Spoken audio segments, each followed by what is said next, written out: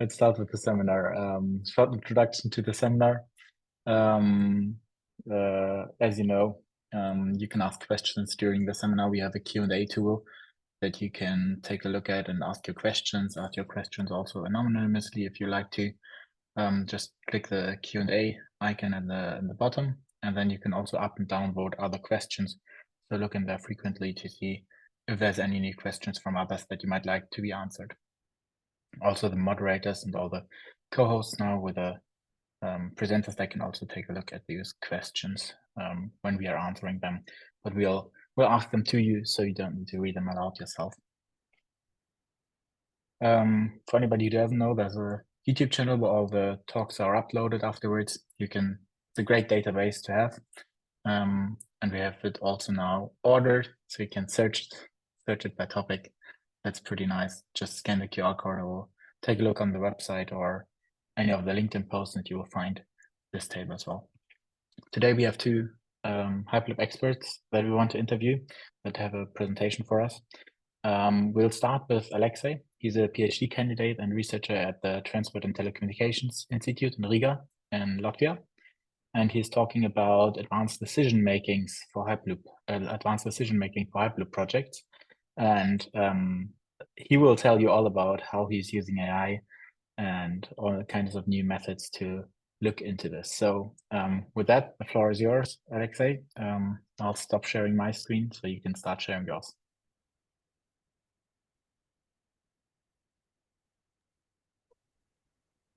Okay, dokie. So do you see my screen, guys?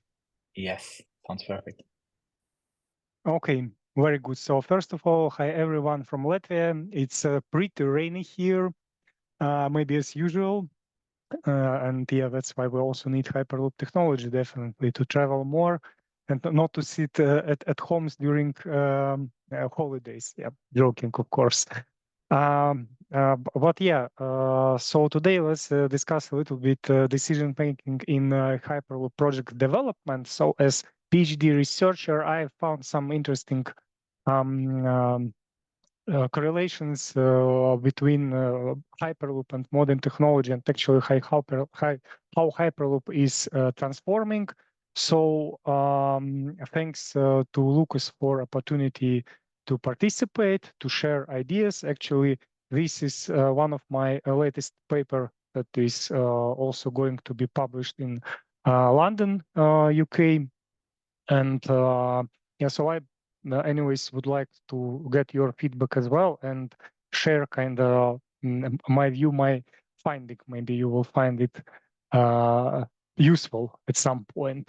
So first of all, we will discuss actuality, motivation, why actually I started this research and what drives me through it. We'll discuss ups and downs of Hyperloop projects, recent developments, specifications that are exactly meant for Hyperloop.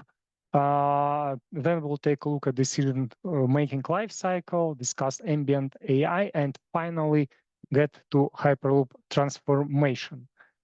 So in general, why actually all this started and why I started this research? Because I saw a lot of challenges, a lot of opportunities and problems in Hyperloop field, in Hyperloop industry.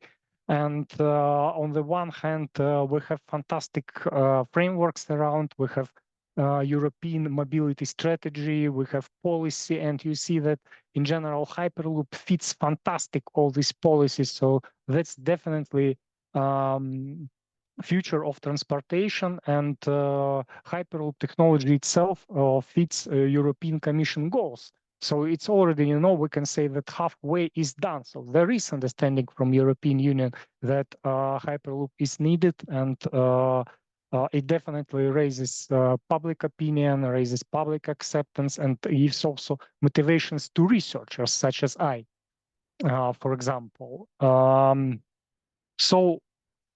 Then in end of April, there was also fantastic publication made by European Commission regarding global trends to 2040. And we see that in general, technological landscape is changing, and there is more and more AI.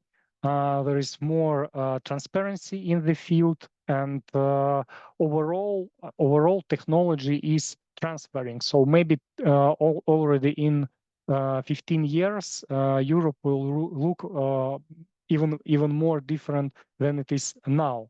So, for example, European policymakers believe that fusion of AI and quantum computing will revolutionize science, and it will also definitely affect the Hyperloop technology calculations. So, in general, what's on the horizon right now? It's AI-generated worlds, digital co-workers, radical transparency, and personal resource allowance according to European Commission trends. And here as well is one small important nuance related to green transition, which is also set as a goal, as a trend, and as an aim as well. So, and that's why we are here. That's why we have also Hyperloop in place. Next, definitely there is fantastic, huge potential for Hyperloop technology on European level for example, replacement of local short-haul flights, say in France or even in Germany. I believe for such huge countries, this is absolutely feasible and good replacement. So then definitely green emissions, so carbon neutrality, zero emissions. It's also what driving Hyperloop field forward. So in general, we are already on a place where tactics and strategy meets the demand from people and the demand from policymakers, from European commissioners, So and then I started to ask questions. I looked actually at situation in Hyperloop industry, and say as a passionate Hyperloop promoter, I dream about Hyperloop because my PhD is about it. So I'm getting to sleep and I think, what are the news about Hyperloop, how to implement and what's going on there. And I saw that actually there are also several failures of some startups, of some projects, which make me really unhappy. First, I was worried, but then I saw opportunity. And as a researcher, I start to ask questions. So first, actually why projects fail, why some of them are not successful.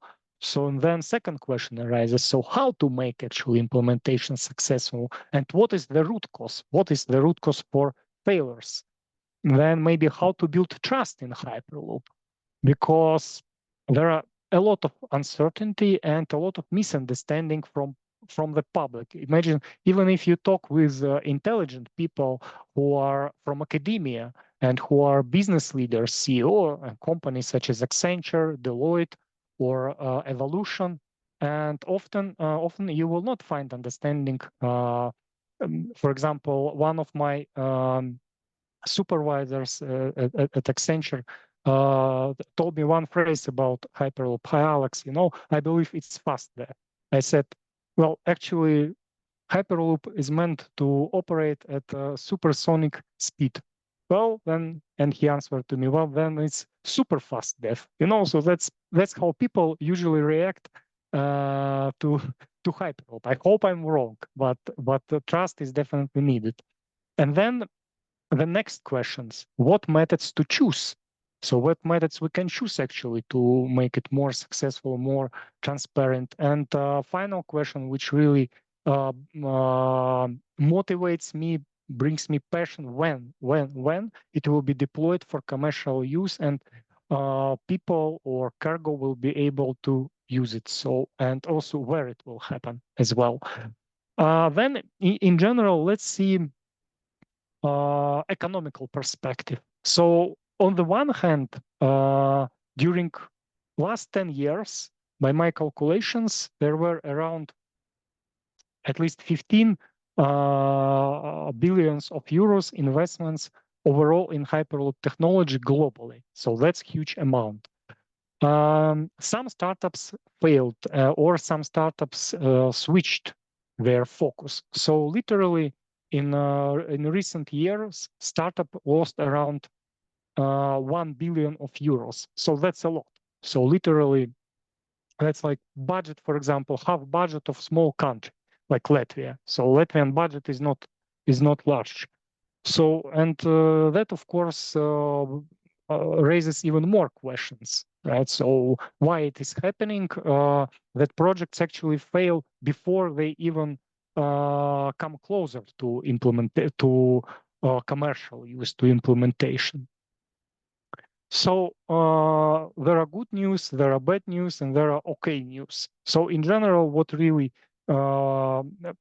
makes me a little bit worried on Hyperloop technology is that Hyperloop 1 was shut down in the end of 2023. And yes, that's definitely sad news because this company was definitely one of the promising, but it showed already disturbing signals for at least 1 year. Then second news is maybe absolutely not bad. It's just reframing. We know that Zeleros Hyperloop is changing, so they a little bit changed focus of production, as far as I understand, to batteries from Hyperloop. But I truly hope that they will get full speed back to Hyperloop because they're actually one of the most promising developers of it. And we have definitely good advancements in cargo tube, TUM, hard Hyperloop, Nevoma as well, and other companies. I hope I will be able to see cargo tube in action in the end of May with Lucas. But yeah, let's see how it will go in reality. Also, Lucas, one question to you. Should I take a look at questions now or after presentation?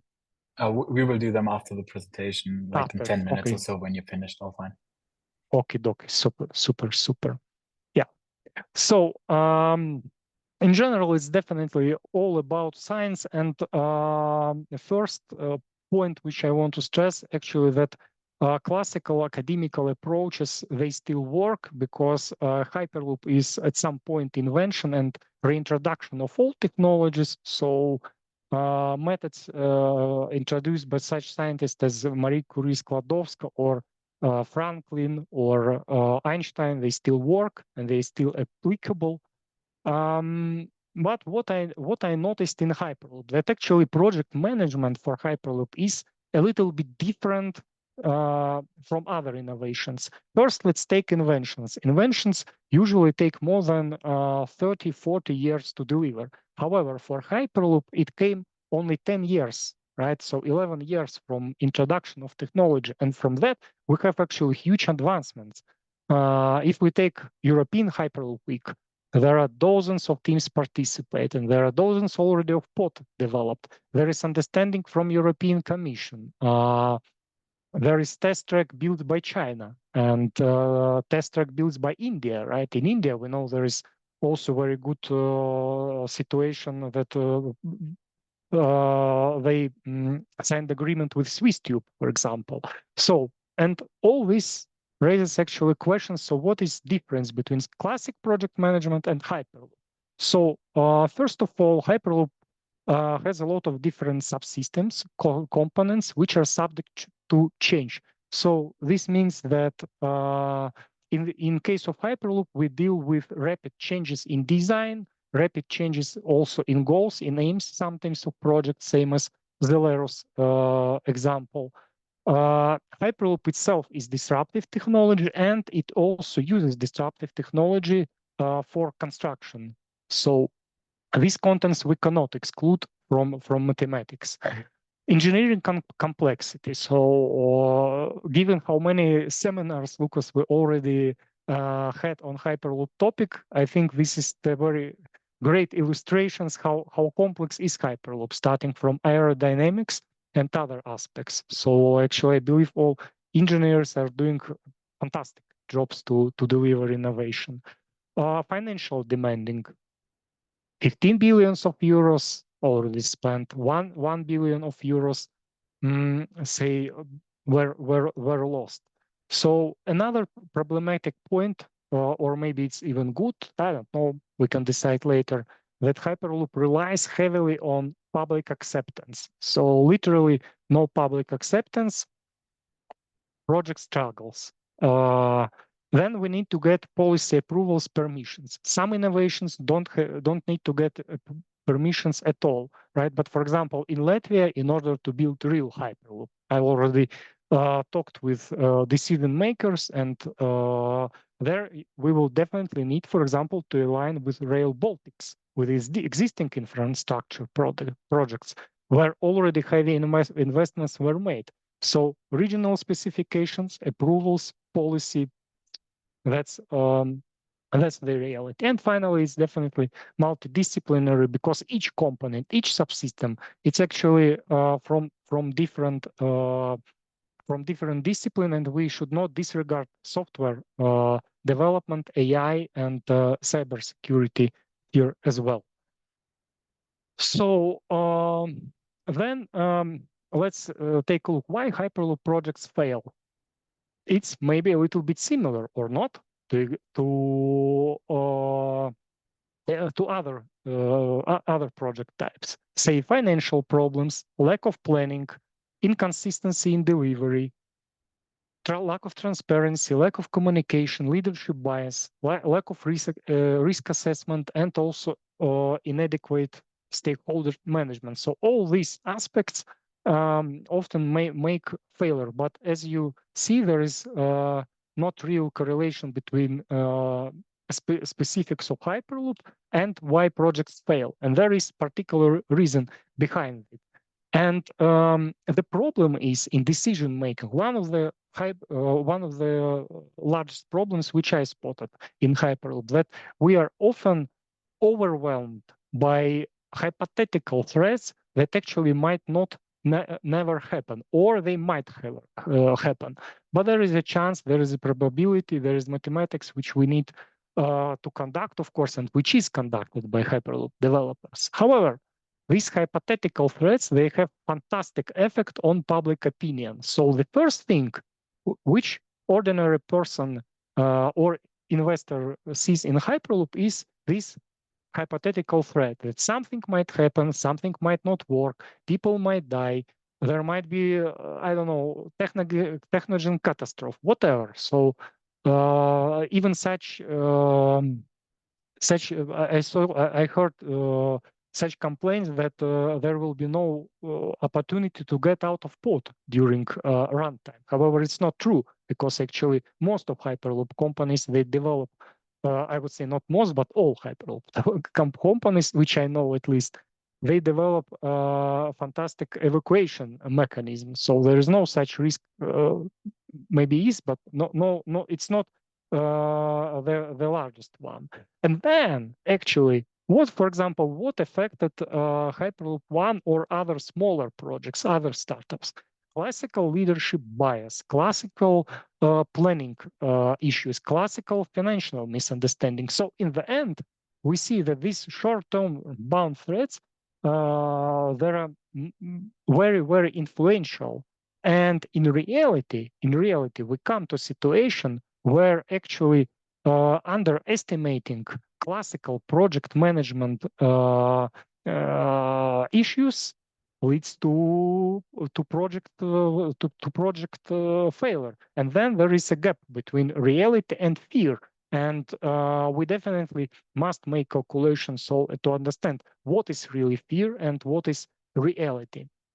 So one investor can tell you that Hyperloop scope, yes, it's subject of change, and that it is an issue, it is a problem. But in fact, it is not. It is superpower. It is specific of Hyperloop, and it's good that it is changing, and that the project scope even changes. So if you know in advance that it will change, then it's already not liability, but it is advantage. And before moving to next slide, I actually wanted to present also methodology of Daniel Kahneman. Actually, he Nobel Prize winner, and he died just 1 month ago on March 27. So his studies and his findings in decision making influenced a lot my research, and actually framework which I developed. It kind of uses also ideas of Sir Kahneman. So and how to assess all these problematic points of Hyperloop with potential success. So first of all, reality check and active reframing, repurposing of project. So technically, if in classical project management, we have start of the project, finish of the end of the project, the new life cycle begins, but still it is the same project. In Hyperloop, we might work with completely different project. And the thing is that project goal and project aim at Hyperloop could change and might change several times during project implementation. So, for example, maybe Lucas, later you can share insights about Institute of European of Hyperloop technology, or any of you guys want to share your insights. But what, at least I observed that reframing and refocusing project is the key, and project managers must not be afraid of it, instead utilizing its power. Then also Hyperloop depends heavily on blind spots. That's also actually related to Kahneman's methodology at some point, and there is also fantastic practice, fantastic method. It's called decision-making SWOT analysis, not classical SWOT analysis, but which is related exactly to decision making. One point, Aleksey. Yeah. I think if you want to do questions, then we need to finish up in the next 3 to 5 minutes. Yeah. Okay, sure. Okay. Yeah. So okay. Perfect. I will speed up. So in general, first of all, team should be prepared for change. So the problem is that workforce team guys, sorry, not guys, but colleagues with whom you work must be ready to change and to understand that they might have to rescue in order for Hyperloop project to be successful. Next, say a recommendation: adopt agile methodology, same as software management. Software development management, so that will that allows actually to change project scope and project requirements during project life cycle. That is fantastic for Hyperloop. And then in general, what's the main idea in blind spot matrix and blind spot analysis? That our goal as Hyperloop stakeholders is to find first unknown strength of project, and second what we actually already know about the project, what is feasible in terms of Hyperloop, say, implementation. What are its strong parts, such as speed, zero emission, or carbon neutral? But the idea is to understand strengths and weaknesses which are unknown to us, which we do not see as project leaders, project manager. And finally, ambient AI is a fantastic tool to integrate with Hyperloop. Not tool, it's of course it's system. Actually, it's digital system, and it's related to environment where people are surrounded with networks and embed intelligence. Technically, system reacts actually to presence of people and creates personalized transportation experience. In case of Hyperloop, that is actually our case. And final maybe slide is related to transformation of Hyperloop. What I see is a very good tendency. What I see is a trend that Hyperloop becomes not just a technology, it becomes technology plus philosophy. Philosophy how to deliver inventions to reality. Of course, for that we will need to conduct final step to deploy Hyperloop to commercial use, but I believe it will be done in upcoming years. So yeah, and all these principles which I mentioned to you, such as rapid change, adaptation, workforce transformation, ambient AI, and also sustainable by design, it's principles of Hyperloop philosophy for approach in say decision making and delivery of innovations. Also, thanks to my supervisor, Professor Samvarasov, and to the economist, actually, which course I attended regarding critical thinking and which motivated me to undertake also this study. So, and thank you to you, Lucas, and to the whole team and to everyone who listened and participated. Thank you. Thanks, Aleksey. Great to have your presentation here. I will also already start reading you the first question. So the first question was from Alfred. He was asking, what are your answers for your questions on why Hyperloop projects fail? I would say because of project planning and because project team usually is more affected by hypothetical threats which will happen in the future, and adjusting project goals, project aims, and project specification to it, rather to stick, for example, to some risks related exactly to team, to project management, how to create a competitive, coherent team, how to ensure good communication between board members. So some project just closes because there is conflict inside the board. So that's just a risk which all of us must undertake and must realize. And such small risks, they sometimes make fatal blows to the projects. Yeah. Then there's one question I really like.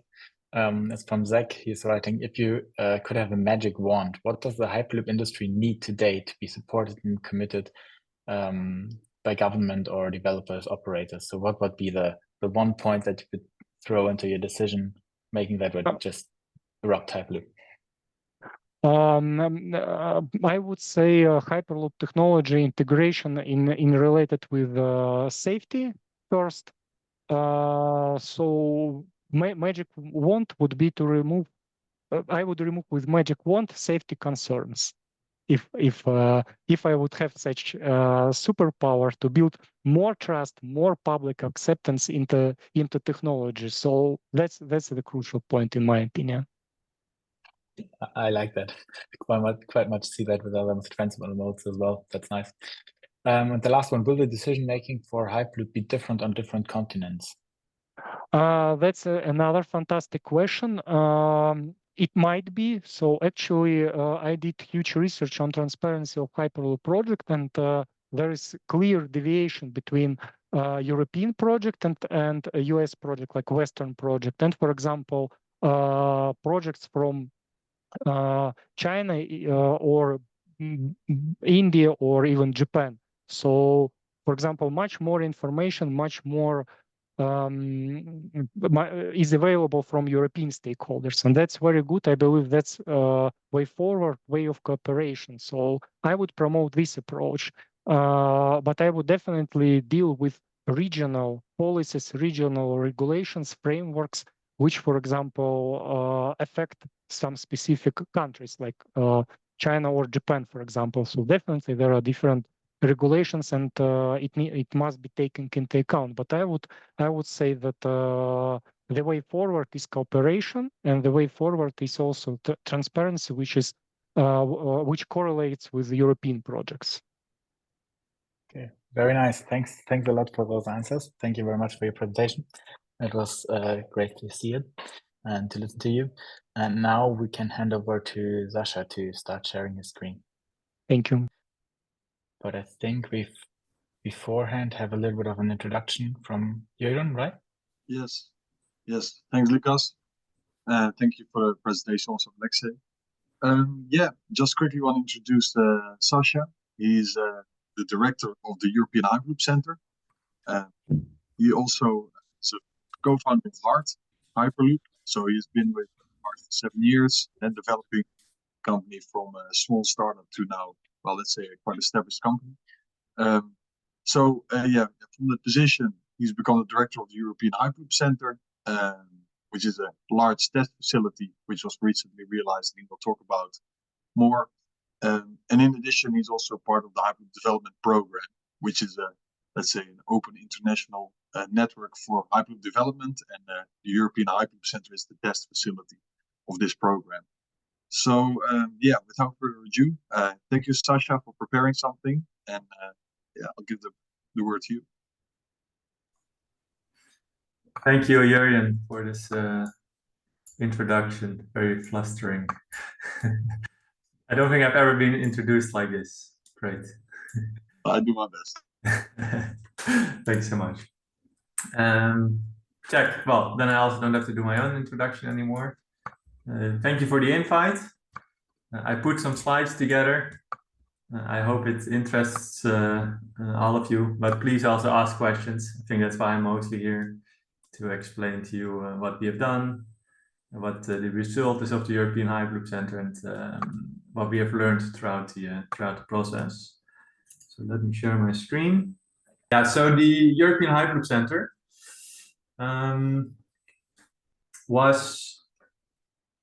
is a project initiated by HART.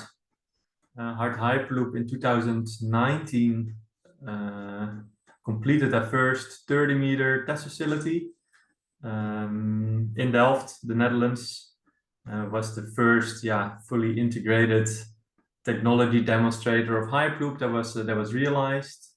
It had a tube, tracks, a vehicle, but clearly in 30 meters you cannot really go fast. So then the idea was to develop a next test facility where we could test the technologies at a higher speed. And to achieve this, we started looking for a location for a test track and started thinking about what this test track should look like, etc. And I will take you a little bit to what we have done. So actually, a lot of things that were said in the previous presentation, I can relate to, because the goals of the purpose of setting up the European Hyperloop Center were to facilitate, of course, the research and development of the Hyperloop system, to test technologies, to demonstrate technologies, to develop and demonstrate a full system. But a very important aspect, also in our opinion, is the realization or the adoption of the system by the public. And then I mean public in the broader sense. You know, the general public is the people that we speak to every day, but also regional, national, and European governments and institutes. And so we didn't only want to realize a test facility that was for providing a platform for Hyperloop developers to test their vehicle, guideway, and other components of the Hyperloop, but also provide a place where people could interact, touch, learn, see what Hyperloop is, basically. Currently, it's still a white empty tube, but we don't want to only look what's happening inside the technology or inside the tube, but also very much what's happening outside and with the tube or the test track. So those are some of the goals that we set out with. Then initially we started looking for a place. Actually, in the Netherlands, we organized a little competition. We had different provinces within the Netherlands make a bid to host the European Hyperloop Center. And then we first ended up in the municipality of Groningen, all the way up in the north of the Netherlands, in basically a big farm field just outside of the city. And that's immediately where all the problems started realizing the European Hyperloop Center, because even though there was only 6 or 7 people living outside the facility, everyone started objecting to the European Hyperloop Center coming there. And so after lots of meetings with a lot of local stakeholders, we actually moved to a new location in Veendam. It's a small city outside of the city of Groningen, but still in the province of Groningen, where we now have basically a test site on an industrial terrain. So no stuff with permits. We're quite far from all types of people, so there we could just do our thing. I'll get later back to some of the lessons. But initially, when we started the project, we wanted to realize a 2.7 kilometer test track, 1.4 meter in diameter. Reason being 1.4 meter was like a pipe for gas or water you could get off the shelf very easily. And the goal was really to test high speeds, just the technologies, lightweight vehicle, really test the high speeds. At that point, we didn't have the funding yet to realize the facility. That played a role in what happened after, but we have gone through very many scope changes. So first it was just a technology demonstrator. Then we wanted to develop a product just for cargo. Then we thought maybe we should do something for passengers.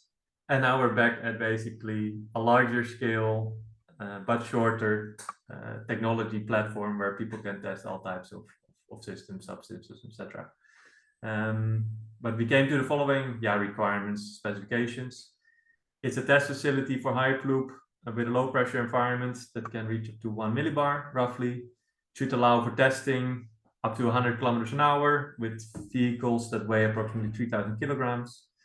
It allows for EMS on the top, levitation, and onboard propulsion.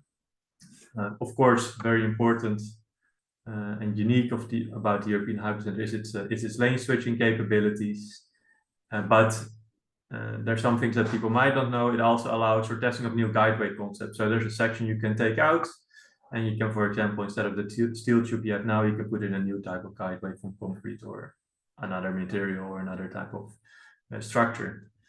Allows for different types of subsystem technologies. So maybe within the vehicle, you can use the vehicle that's there to test new types of batteries, new types of sensors. You know, that's all open and open for all the other Hyperloop companies, but also industries to test their technologies.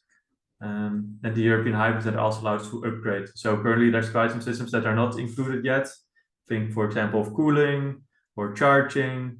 We now are using quite a rudimentary communication system, so there's quite some upgrades still possible that can be done. And then to conclude, it has this there is a communication system in place. So if people just want to come with a test vehicle, you know, there's the basics are there for people to just come with a vehicle and test. So in 2025, we also want to support the European Hyperloop Week. And then students can come and test in the European Hyperloop Center. Maybe not the full length, but absolutely a part of it, just depending on how ready the teams are. Yeah, and then what we eventually realized is for a 20-meter test facility, 2.5 meters in diameter. So it does allow for cargo demonstration, like pallet-sized package. Maybe it would fit passengers. It would be a little bit cramped, but that's something that we are looking into. And so yeah, that's basically what we set out to realize with this project. I'm sure most of you have seen the pictures. So that's what it currently looks like. So you have the test track with the Y shape and the switch at the end. It's each pipe is. I'll get back to that later. Then we have the control room. This is also a little visitor area. We have the in brown our vacuum pump system, and we also have a place for a workshop in which people can do maintenance, store test setups, maintain your vehicles, you name it. And then we have still quite some space also next to the track for future additions to the system.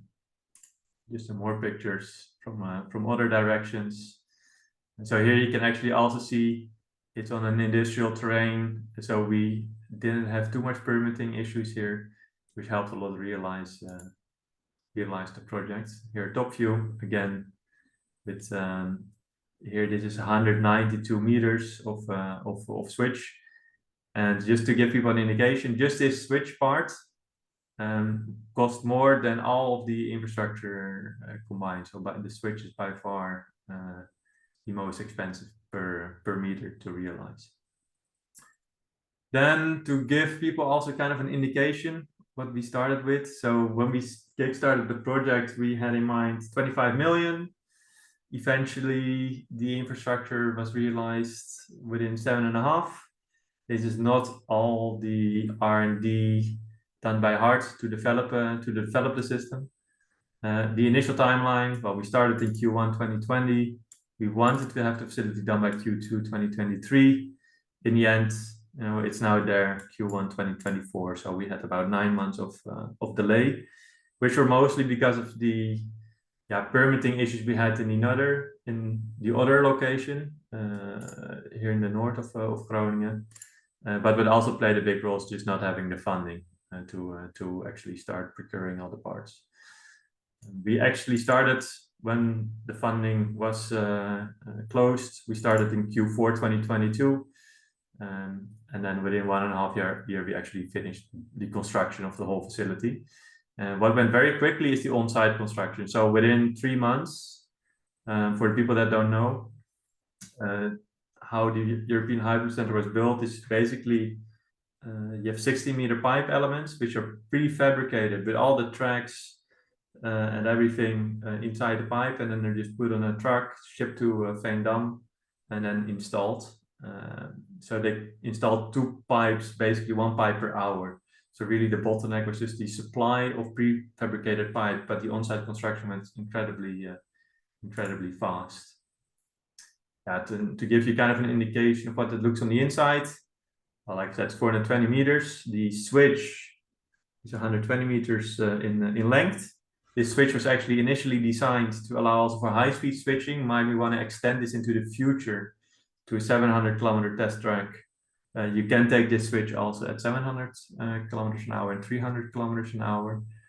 And so what you see at the top, here the schematic and here in real life, of course, the levitation tracks, which are used for levitation system. Then here in the middle of the 3 tracks on the side, you have the guidance track on both sides for lateral stabilization, also taking of the lane switch, which simply works by using an EMS magnet, which will follow the left side if it wants to take the left switch, and it will turn on its right magnet if it wants to take the right switch. Then we have here on top of the side switch is the propulsion track with a barcode sensor for the positioning of the vehicle, and this is a reluctance motor with the short stator on board of the vehicle. So the entire infrastructure is passive. And then to conclude, at the bottom we have what we call the VPSS. It's basically a safety rail which has multiple functions, such as catching the system if the vehicle falls because of levitation failure, but it's also an emergency braking track. And on top of that is also a switch guard. So might levitation or guidance fail in the switch, the vehicle will always be guided into one of the 2 pipes and never enter into the middle with this track. So there's a safety rail with multiple functions. Here you have a side view. In the end, the whole infrastructure was built with very tight tolerances. So we are speaking about, I think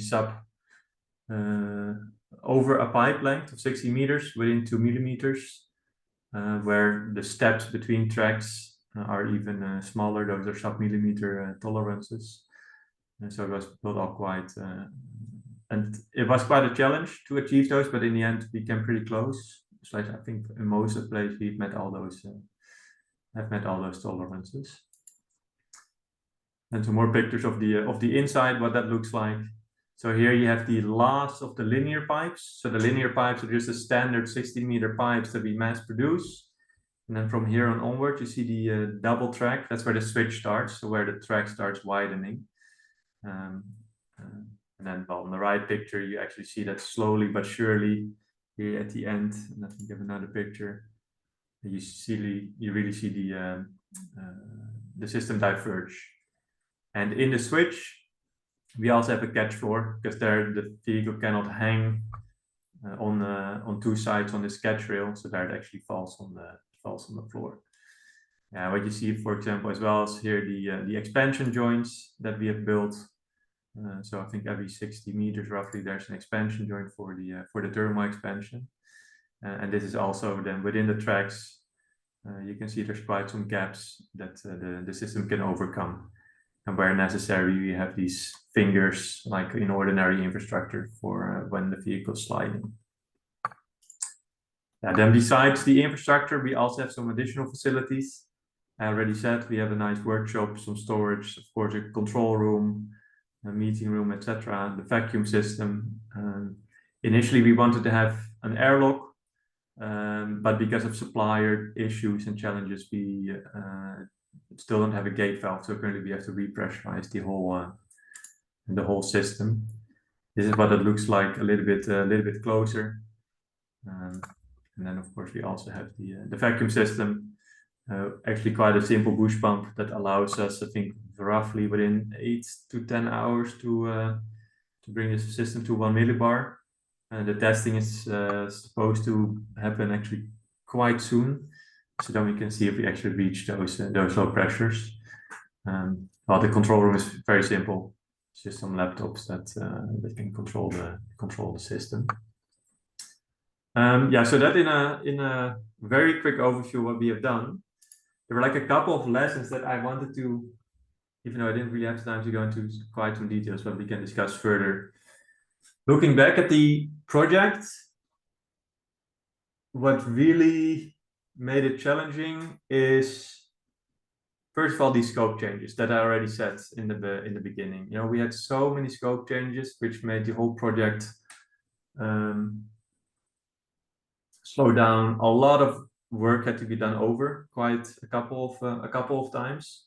And I think even now, with the European Hyperloop Center finished, we might not have considered what we really needed early enough.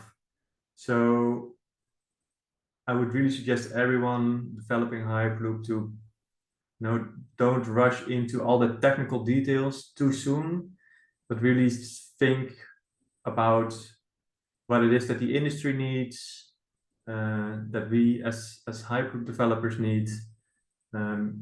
Looking at the European Hyperloop Center, it can achieve a lot. You can do a lot with it. There's lots of technology testing that we can do.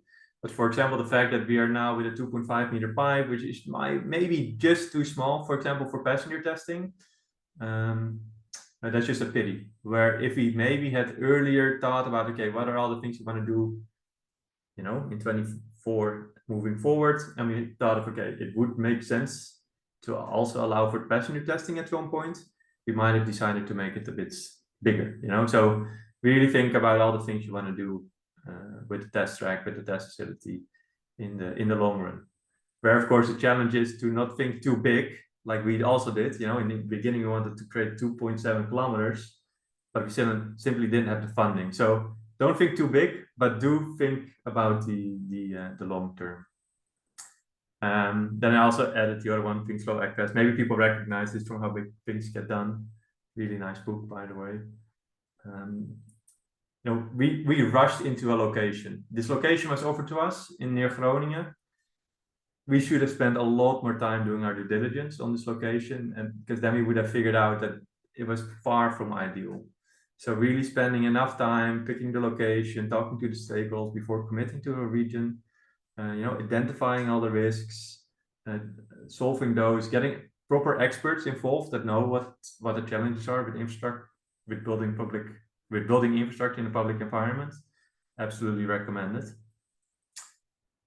So yeah, start with the end in mind, think slow, act fast. Then at some point, if you got everything set, just go, and that will also allow you to go fast and you have everything figured out from the beginning. Then a second lesson is, we never really thought of the difference between R&D and engineering. So we just headed out with this project, having basically never done something like this before. So a lot of this systems were just developed from scratch, never done before. That made the project very difficult to plan, because no one really know what would work, what would not work. So throughout the manufacturing, throughout the design, everyone was just learning. It was really R&D, while the stakeholders of the project were, used to regular project engineering, like building a highway, like building rail infrastructure, where people have done this many times before. So the costs, you kind of know what you're gonna run into. This is very different. And this also made it quite difficult to sometimes work with suppliers, where the suppliers were very much expecting an engineering project, but it was very much still an R&D project. And just realizing what your project is, if it's an R&D project or an engineering project, will also help you find the right partners, manage your stakeholders, and properly help you with how you set up your project management, etc. I do think, by the way, for really big projects, and then the European Hyperloop Center is not even that big, although it's on the bigger side. These are not the size of projects that you really can do in an R&D type of fashion. You know, there's just too many. Just the amount of money becomes too much for things to be kind of fluid and just to discover stuff on the fly. So a more proper engineering approach, a proper project management is really in place here, where you need to kind of solve all the technology risk before you start a project like this. So build a lot of prototypes. You know, maybe we should have built a 16-meter pipe one time that we kind of knew what all the problems were going to be during assembly. I would really recommend to do all the R&D before you start a project like this. Then the final summary, final lesson learned is, you know, we try to realize this project in Meerstad, but even in this location, the fact that everyone from the public sector is so unfamiliar with the system made it very difficult to get the permits, go through the formal processes. Even in a site that had very little problems, this was a really, really big challenge. And especially more within the other location, which was actually in a more public environment. Like all the people living around the facility, they were all envisioning these doom scenarios where the whole pipe would explode or vehicles would shoot out of the facility like a cannon and hit their building. I think most people here are engineers, but I greatly overestimated maybe how well people knew the system or how much they would accept the system. We all know it's very silent, you know, everything's protected in this pipe, but people were quite scared simply because it's new. And that's something we should absolutely not underestimate. So really getting this public adoption and learning people how to deal with the system, I think is very, very important. Not only with, you know, the people living around the facility, but also with regional, national governments, etc. Because they simply don't know what the risks are, how to provide permits for a facility like this, and then it can take a lot of time. And then the next steps. Maybe I should actually start with this one. So currently Hart is preparing their test vehicle. The plan was actually by the end of April to come testing, but they're still commissioning some of the propulsion systems. And so somewhere in May, we expect them to come to the European Hyperloop Center and test with their test vehicle. So that's going to be quite exciting. But besides that, like I said in the beginning, the facility is not only built for testing stuff in the pipe, but also testing stuff outside of the pipe. So we're setting up projects with the local universities to, for example, see if we can package the pipe with green stuff, maybe with some architecture, to see how can we make this pipe look better and also make it more acceptable to the environment. Yeah, that's it. I spoke 30 minutes, 2 minutes left. So no, very good. Yeah, I think you managed to squeeze in a lot of good insights, which I think are usable. I know you had a little time to prepare, so I think you did a good job. I see we have quite a bit of questions still from Zach, so I'm just gonna pick a few that interest me as well. We'll go to Gabriel for some closing statements. So one question I see here is, you mentioned think about what the industry needs before you build. And if you have some examples of it, and then what I would add there, also, do you have examples of things we did that the industry didn't need and might have caused some complications? Good question, especially the second part. So, but I'll start with the easy question. Yeah, I already gave one example. So I think what we need is, or what we didn't consider, was the passenger aspect. We were very much focused on just getting a product to market as quickly as possible. Cargo seemed logical at the time, but looking back, we should have maybe put it in a bit broader sense. Some other things which I think we just kept aside, which just made our life easier, are, for example, low-speed corners. Everyone is focusing on straight tubes, straight testing. That's the easiest, but really corners, I would say, is also an interesting one. Air docks, how do you onboard a system like this? I think we tend to focus on those systems for which we have quite an easy solution at hand, and then just realize this. Well, actually, as an industry, we should probably be focusing on the difficult parts and solve those first, because if we can't find a solution for those difficult parts, then it's never going to work. And then building the easy part, we're probably going to solve those easy things anyway. Let's focus on the difficult ones and identifying those. Yeah, and I think even easy ones can turn out to be. That is true. That is true. Yes. Also about designing such a facility for high speed and all the track alignment tolerances that come with it. That was extremely challenging to get right. You do learn a lot. So yeah, that's you learn. I saw some other questions. You also already spoke about it a little bit, but there's a question about if the infrastructure at the EHC allows for passenger safety procedure testing. It does have manholes, but those are mostly for maintenance purposes. We have looked into doing maybe upgrades to the European Hyperloop Center to allow this type of testing. Currently, it is not possible. So,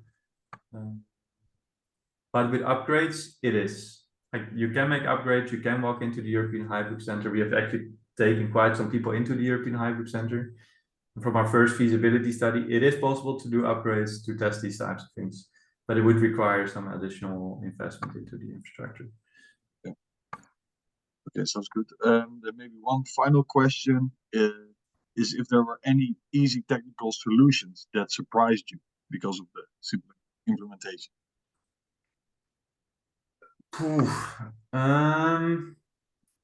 I guess the question, what was easier than expected to realize? I haven't been, I'm not that involved into the engineering, so I find it a bit difficult to answer this question.